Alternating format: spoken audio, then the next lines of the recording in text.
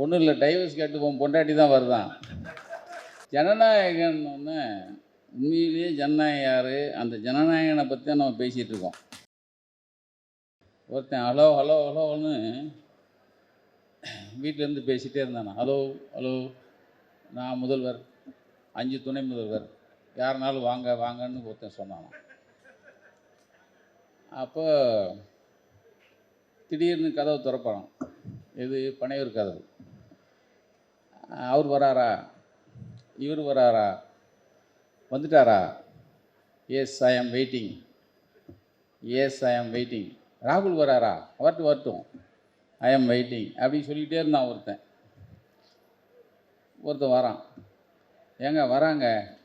வரட்டுமே அப்படின்னா. ஒன்றும் இல்லை, டைவர்ஸ் கேட்டு பொண்டாட்டி தான் வருதான் அப்படின்னா. அதாவது ஒரு பழமொழி சொல்லுவாங்க, இந்த கிண்ணத்துக்கு ஈயம் பிடிக்க தெரியாதவன் அண்டாவுக்கு ஈயம் பிடிக்கிறேன் நானா. ஏன்னா உன் வீட்டு பொண்டாட்டியை வச்சுக்க தெரில, நான் சிஎம் அப்படின்னு ஒருத்தன் தெரிஞ்சானா. எனக்கு இந்த அதை விட கொடுமை என்னென்னா, இந்த கூர்க்கா இருக்காங்கல்ல, கூர்க்கா வந்து கத்தி வச்சுருப்பாங்க. எப்பயும் நல்ல கூர்மையான கத்தி, அது கவருக்குள்ளே இருக்கும். கத்தி எடுத்துட்டா ரத்தம் பார்க்காம கூர்க்கா கத்தி வைக்க மாட்டார். அது மாதிரி இவன் பஸ்ஸில் ஏறினான்னா பார்க்காம பஸ் இறங்காது. நேற்று கூட 2 பையங்க மேலே அடித்து சீரியஸாக கிடக்கிறான். இந்த லட்சணத்தில்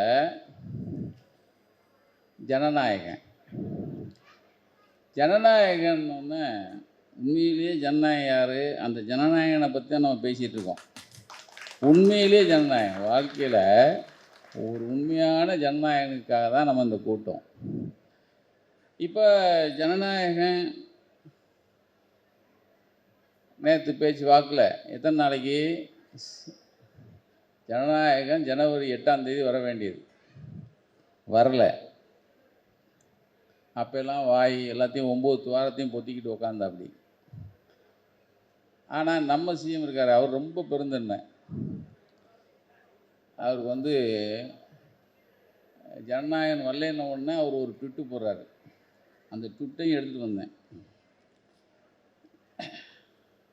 இப்போ ஜனவரி 9ஆம் தேதியே ஒரு ட்விட்டு போடுறார். சிபிஐ, இடி, ஐடி வரிசையில் சென்சார் போர்டும் ஒன்றிய பாஜக அரசின் புதிய ஆயுதமாக மாறியுள்ளது, கடுமையான கண்டனங்கள்னு போடுறார். எனக்கு அவர் மேலே வருத்தம் தான். ஒருத்தன் நம்மளை திட்டிகிட்டு இருக்கான், ஆனால் அவன் படம் வரலைங்கிறதுக்காக இவர் ட்விட்டு போகிறாரு மத்திய அரசு ஏற்று. இப்போ ஜனவரி 9, 60 நாள் கழித்து ஒருத்தன் இப்போ ஜனநாயகனுக்காக எனக்கு ஆதரவு தெரிவித்த முதல்வர் சாருக்கு, ஸ்டாலின் சாருக்கு நன்றி. இப்போ 60 நாள் ஆச்சு. 60 நாள் என்ன பண்ணான்னா 1 2 3ன்னு எண்ணிட்டு இருந்தான். உள்ள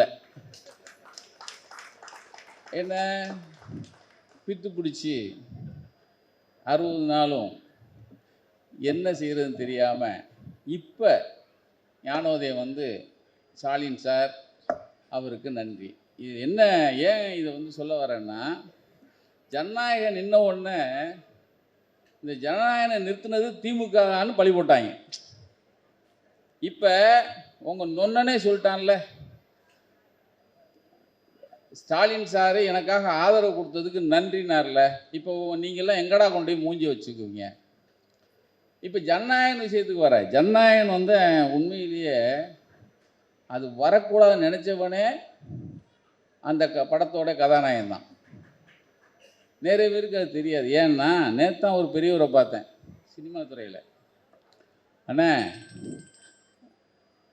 ஜனநாயகம் படம் நல்லா இல்லை, பாதிக்கு மேலே புட்டுக்குச்சு.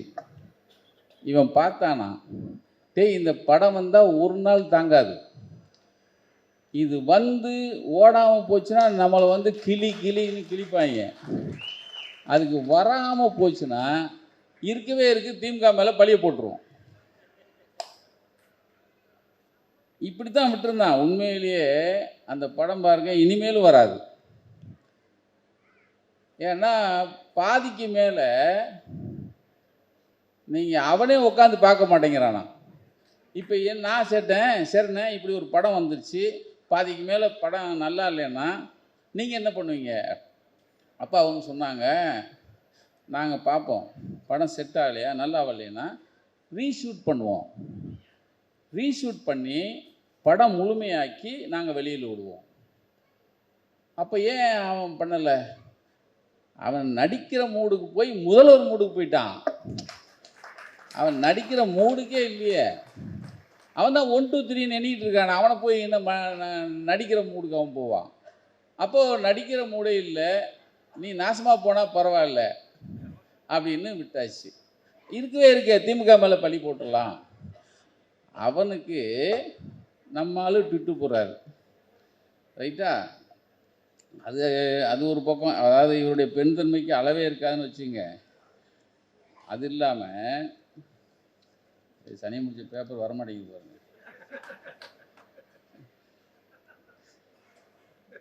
60 நாள் கழிச்சு போட்டேன். நம்ம ஆளுக்கு பெருந்தன்மைக்கு அளவே கிடையாது. இந்த எச் ராஜான்னு அவன் ஒரு தீவிரவாதி. ஏன்னா அவன் நம்மளை தீவிரவாதிங்களா, நம்ம அவனை தீவிரவாதின்னு சொல்லணும்ல. அவன் ஒரு தீவிரவாதி. அவன் என்ன பண்ணான், கோர்ட்டில் திருப்பரங்குன்றத்துக்கு அரசு சொல்லுது, இந்த மாதிரி அயோத்தி மாதிரி மாறிடக்கூடாதுங்கிறதுக்காக தான் நாங்கள் பண்ணோம். அதுக்கு அவன் சொல்கிறான், அயோத்தி ஆகிறதுக்கு ஆரம்பம்தான் இந்த திருப்பரங்குன்றங்கிறான். எங்கே? அங்கே உட்காந்து அந்த பரதேசி ஆஸ்பத்திரியில் படுத்துக்கிட்டான். நம்ம ஆள் நம்மளை தானே திட்டிருக்கான், நம்மளை போவோமா? இவர் பெரும் மனசில் 2 தடவை போய் பார்க்குறாருங்க. அவன் கட்சிக்காரனே பார்க்கல. எங்கள் பிரியண்ணன் கூட சொன்னார், அவன் கட்சிக்காரனே பார்க்கல. அப்போது அதை விட ரொம்ப பெரிய மனசு எங்கே அப்படின்னா, ஏன்னா நம்மளை ஆளுகிற தலைவராக இருக்கிறவர் ஓட்டு போட்டவங்களுக்கும் போடாதவங்களுக்கும், நீங்கள் போடாதவங்களையும் அரவணைச்சு கொண்டு போகிற அந்த அருமை இருக்குல்ல, நீங்கள் கலைஞருக்கு அப்புறம் நான் பார்க்குற மிகப்பெரிய தலைவராக அண்ணனை பார்க்குறேன். அப்போது நமக்கு ஓட்டு போடல, மாற்றானுக்கு நம்ம நல்லது செய்யணும் அப்படிங்கிறது ஒரு பக்கம். இப்போ சமீபமாக போன 25ஆம் தேதி ஐயா நல்லக்கண்ணு இறந்துட்டார். தமிழ்நாட்டில் இருக்கிற அத்தனை பெருந்தலைகள்லாம் அங்கே நின்றுச்சு, ஒரே ஒத்த ஆளை தவிர. யாருங்கிறீங்க? இபிஎஸ். அவர்கிட்ட போய் கேட்குறாங்க, என்னங்க நல்லக்கண்ணு ஐயாவுக்கு போகலையா அப்படின்னு. அவர், எங்கள் அம்மா சாவுக்கு வரல இல்லை, அதனால் நான் போகலை. யார்? இப்படி ஒரு தலைவன். சரி, அதுக்குள்ளே போவேண்ணா, ஏன்னா அதுக்குள்ளே போனால் ட்ராக் மாறிடும். ஆனால் அந்த மனுஷன், எல்லோரும் நாங்கள்லாம் கடைசியில் இருந்தோம். கடைசி அரசு மரியாதைக்கு முன்னாடி ஒரு பெரிய வளையம், மலர் வளையத்தை அப்படி வச்சு வீர வணக்கம்னு அடிச்சாரு பாருங்க. நீங்கள் அவருக்கு 2 பொம்பளை பிள்ளைய, யாருக்கு? நல்லக்கண்ணுக்கு. ஆனால் மூத்த மகனா நின்னாங்க. அவர் போட்ட கோஷம் இருக்குல்ல, ஒரு சாதாரண ஒரு எளிய மனிதராக அவர் நம்மளை விட்டு போனார். ஆனால் அவரை கொண்டு போய் உயரிய பெரிய இடத்துல உட்கார வச்சவர் அண்ணன் ஸ்டாலின். இதுக்கு இந்தியாவே திரும்பி பார்த்து, அவர் ரெட் சல்யூட் கொடுக்கும்போது இந்தியாவே திரும்பி பார்த்து, அவருடைய அந்த உணர்ச்சி வேகத்தில் அவர் கத்துனது. நீங்கள் ஒரு சிஎம் இப்படி இருக்க முடியுமா? அது மாற்று கட்சி, ஆனால் கட்சி பேதம் இல்லாமல் ஒரு மனுஷன் எளிமையாகவே இருந்து, தூயவனாக இருந்து, அதாவது தன்னை இந்த உலகத்துக்கே, இந்த இந்தியாவுக்கே, இந்த தமிழுக்கே, இந்த நாட்டுக்கே அர்ப்பணித்த ஒரு வீரம் மறவன். அவருக்கு கடைசி அவர் கொடுத்த அந்த ரெட் சல்யூட் இருக்குல்ல, அதுக்கப்புறம் 72 குண்டு அதெல்லாம் வச்சு மிகப்பெரிய இந்தியா திரும்பி பார்த்த ஒரு தலைவனாக மாறினார். அதான் மனிதநேயங்கிறதுக்காக வரேன். அப்படிப்பட்ட ஒருத்தர் நான் தான் இதுதாண்டா தலைமை அப்படின்னு ஒரு சின்ன ஒரு நேற்று நடந்திருக்கும், பார்த்தீங்கன்னா தெரியும். மதுரையில் ஒருத்தன் ஒரு மாநாடு, அது பிஎம் பேசுகிறாரு,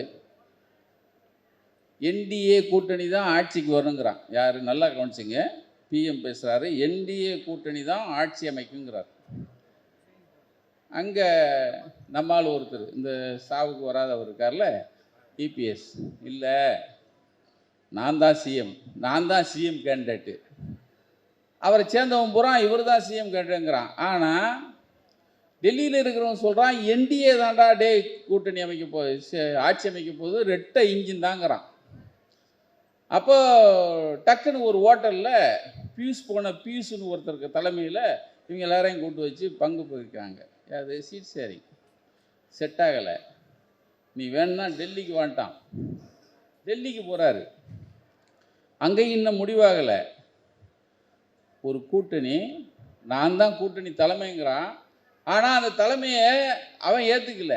நீ இங்கே வந்து பேசுகிறாங்கிறான். அதை அப்படியே ஷார்ட்டை கட் பண்ணி இங்கே கொண்டு வந்தீங்கன்னா 22 கட்சி கூட்டணி, 22 கட்சி கூட்டணியில் உனக்கு சீட் வேணுமா, அறிவாலயம் வா, நீ எவ்வளோ பெரிய ஆளாரு. அது என்னமோ சோடங்கியோ கோடங்கின்னு ஒருத்தன், கிரீஷ் சோடங்கர், கோடங்கர், ஏதோ ஒரு கோடங்கர்னு வச்சுங்க, வந்தாங்க பேசினாங்க. யாருக்கு நான் கூட்டணிக்கு எதிராலாம் பேசலை. யோ கட்சி தலைமை கூட்டணி தலைமைனா நான் தாண்டா, உனக்கு என்ன வேணும் வா வந்து பேசு, இது தாண்டா தலைமை, இது தாண்டா தலைமை. 22 கட்சி இன்னைக்கு பார்க்கவே பிரம்மாண்டமாக இருக்குது. இதை எதிர்த்து வேற நீங்கள் நிற்பாங்கிறீங்க.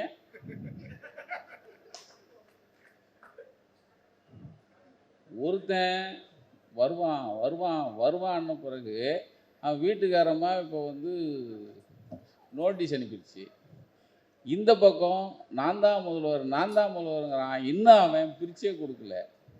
இப்போ இதுக்கு இடையில் 22 குதிரை போட்ட ஒரு பெரிய கம்பீரமாக ஒரு ரிக்ஷா வந்து சாரட் வண்டி போம்ல, அது வந்து ஓட ஆரம்பிச்சிருச்சு.